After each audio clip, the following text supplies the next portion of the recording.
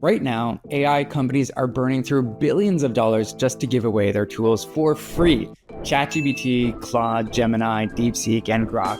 Almost every major AI model has a crazy generous free tier, and some don't even let you pay for a premium plan, even if you wanted to. So what's really going on here? Why are billion-dollar companies running AI like it's a charity?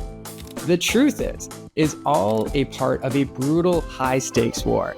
And in the end, only one or maybe two AI tools will truly survive out of all this. If you've been wondering why AI tools are free, here is the answer. This is a land grab.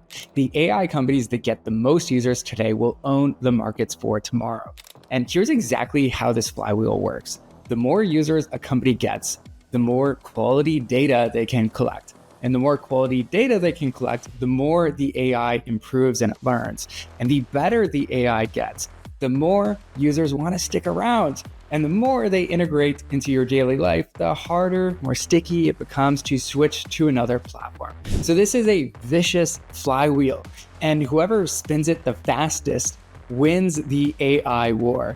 And right now, one company is winning by a landslide. ChatGPT has over 62.5% of the entire AI tools market share and 300 million weekly active users as of December 2024. So that is insane dominance. If you're already using ChatGPT every day, why would you switch at the end of the day? Meanwhile, AI competitors like Claude, Gemini, Grok, and DeepSeek are scrambling to catch up. And some are so desperate for users that they don't even offer a paid plan yet, because they know that if they don't do enough to grab enough market share now, they'll be dead in a few years. So if this is all part of a bigger plan, what exactly are AI companies doing to hook you in? Well, there's three big strategies at play. The first is they're giving an insane amount of value for free. AI isn't cheap to run yet. Models like ChatGPT, Claude, and Gemini let you use a ton of features before you ever hit a paywall. And even ChatGPT 4.0, which should be crazy expensive, it's free for many users. And that alone should tell you these companies are playing the long game and just trying to acquire as many users as possible. The second strategy at play is they're testing paywalls early on. ChatGPT is leading the charge here, putting its most advanced features behind the $200 per month subscription. But even Sam Altman admitted OpenAI is losing money on its high-end plans because they're still figuring out how people use them. But over time, you can expect caps on prompts or higher pricing for deep reasoning tasks. And the third thing they're doing really well is they're making it stupid simple to use. Every LLM tool looks exactly the same right now. You have a little place to put your prompt and it gives you an answer. That's all there is to it. Unlike Google in the early days when search engines had complicated interfaces, there's truly no learning curve here. And that means it's not enough to just build a good AI model. You have to build a habit-forming one as well. But here's the problem.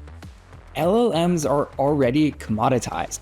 So how do AI companies move beyond this land grab of getting as many users as possible and start designing a game they can actually win?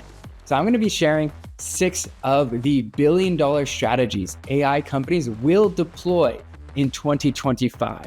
The first strategy is locking in users with a low-cost subscription. This one blows my mind.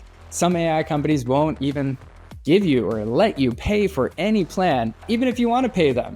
So if you're using DeepSeek or Grok, you can't even buy a premium plan.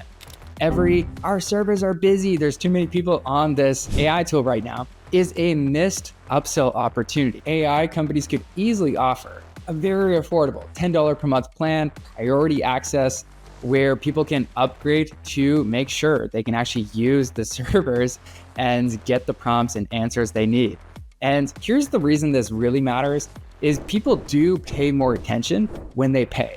So if they subscribe to your tool, they're more invested, more likely to come back. And once they're locked in and paying you a subscription fee, switching actually becomes more of a hassle, which is exactly how AI companies win long-term. When new entrants come in, you want the users to have subscription fatigue, like, oh no, not another AI tool I should subscribe to.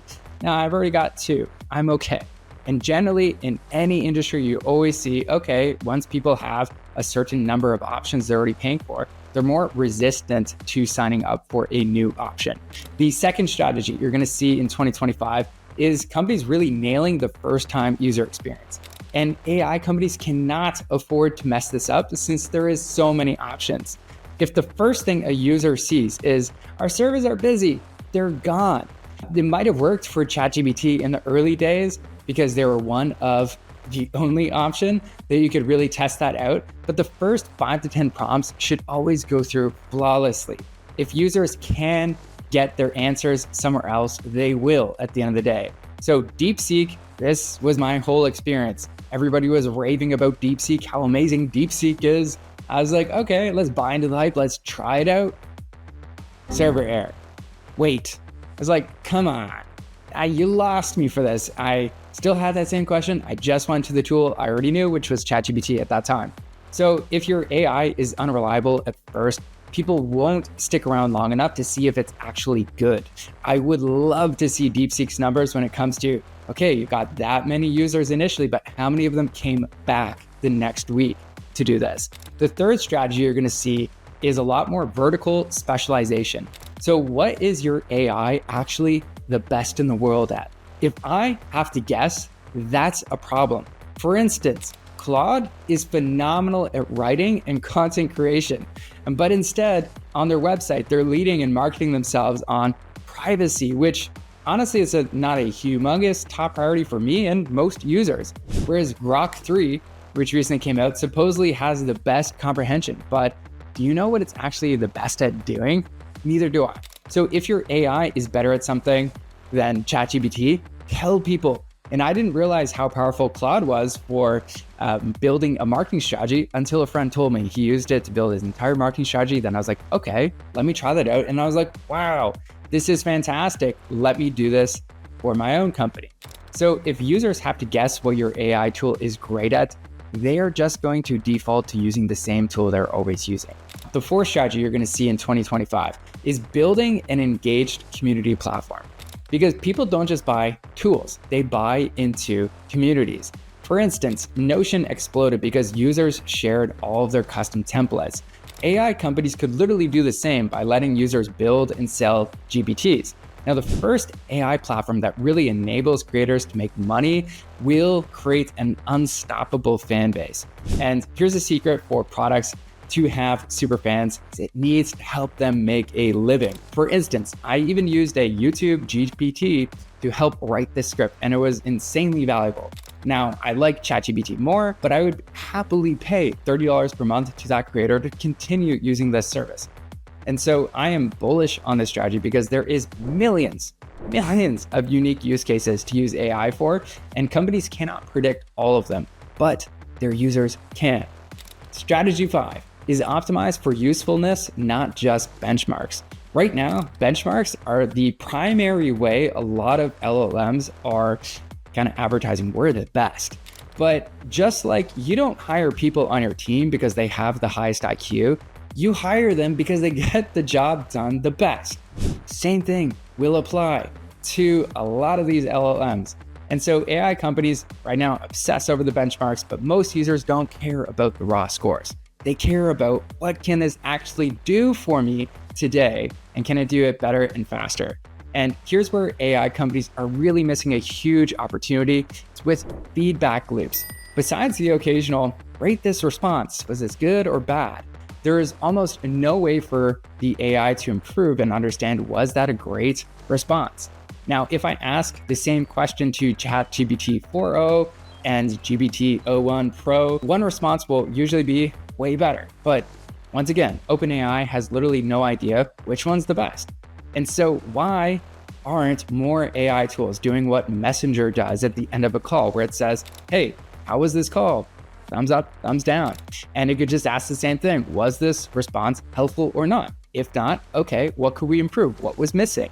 And using that to train the AI. That is one of the best uses for free users at the end of the day. And so AI companies should be obsessively tracking this user feedback. And if responses misses the mark, ask why and improve the model based on that. The sixth strategy you're going to see is a lot of companies building an ecosystem. So chatbots are step one.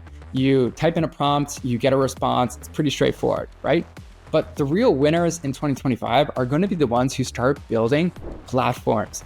And so to dominate AI, companies need to, one, have the best model, the most users, a thriving community of creators, and platform ownership. So AI really just becomes embedded into your daily workflows. Because right now, AI just reacts to you. The next step is AI that helps you before you even ask. So imagine using Chrome or a browser that just automates repetitive tasks because it's looking at what are you doing that's over and over again. And it just says, hey, would you like us to automate that for you? Seems kind of clunky. You're like, hell yeah, please. That would be fantastic. And so that's going to become a lot more common. And imagine a workspace AI that drafts your emails, organizes your research, builds reports automatically. That's not too far out. And the companies that build this ecosystem will win the AI war. And Google and Microsoft, they should be winning here since they have ecosystems built out already with a ton of different products. But they're just slow to roll out anything transformative. And it feels like a huge missed opportunity. AI is still in its wild west phase, but in 2 or 3 years, only 1 or 2 AI tools will dominate the mass market. Some like Claude might specialize in writing and coding. Others like Google, maybe they might figure out that ecosystem play and really lean into automating a lot of your repetitive workflows. But the real winner, in my opinion, is going to be the AI platform that learns how to turn their millions of users into creators that help everybody else solve complex use cases, because the LLMs have built the foundation for the AI era that we're now in. Now it's really about how can we help you do the most useful things the fastest. So the real question is, which AI are you betting on? Drop a comment below and let me know which AI you think will win the war. And if you want to stay ahead of the curve, hit the subscribe button because this is just getting started.